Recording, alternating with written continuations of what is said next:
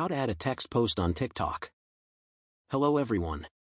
In today's video I will show you how you can make a text post on TikTok. First of all, we will check if TikTok has been updated. Open the App Store or Google Play Store on your phone and find TikTok. If there is an update button, click it and wait for the latest features to be applied. After that, open TikTok. When TikTok is opened, click on the plus symbol from the bottom menu. In the section for creating a post, we will select the text option from the bottom menu.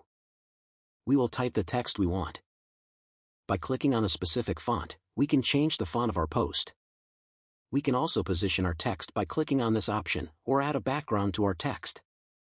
When we have edited the text as we wanted, we will click on the Done button located in the upper right corner of the screen.